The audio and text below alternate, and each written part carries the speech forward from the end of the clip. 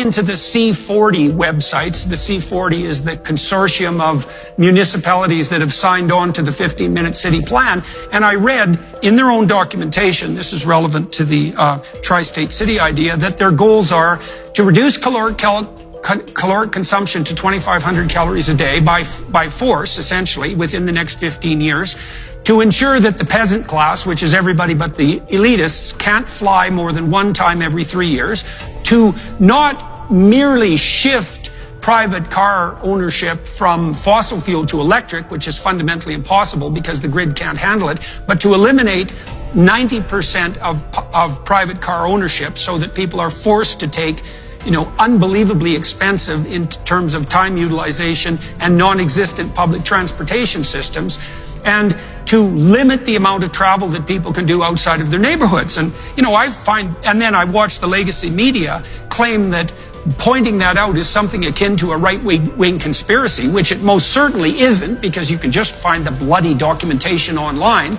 And then I look at places like China, which have taken this to an extreme. 600 million closed-circuit TV cameras in China.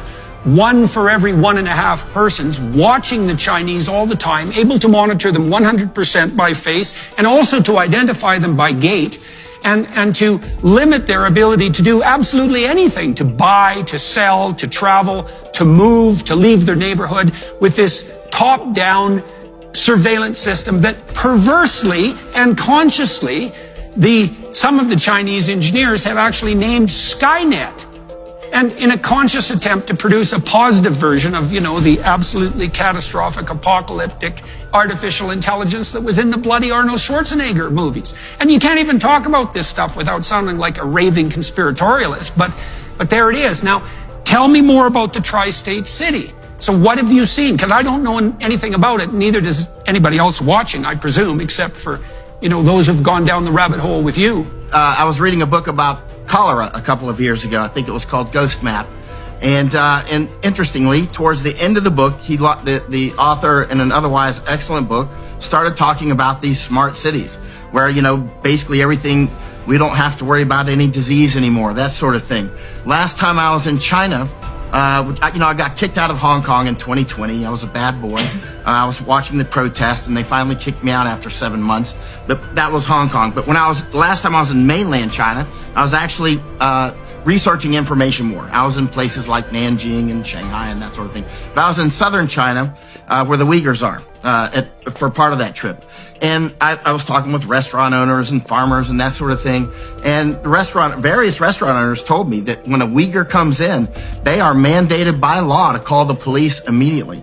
The police immediately come to check. So the smart city goes beyond mere optics. They're installing those cameras all over Hong Kong. They were doing that when I left. That's in Hong Kong. But over in mainland China, it's not just the cameras everywhere. It's also, you're mandated to call. When I was in Hong Kong, by the way, in the protest, the protesters would take their lasers and shine them in the cameras and burn out the sensors. Actually, my camera got a little damaged by it. But that's not a long-term solution, obviously.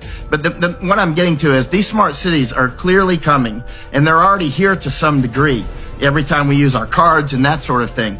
But they're clearly taking it to a higher level of complete control. And again, this isn't conspiratorial. They say they're going to do it. I mean, you talk about Mark Rutte, the Prime Minister of Netherlands. You can see Klaus Schwab going, where do you find such prime ministers as Mark Rutte? Did you see him say, I watch your Twitter, Jordan, and I watch a lot of your podcast. I know you know what's going on because you talk about it all the time.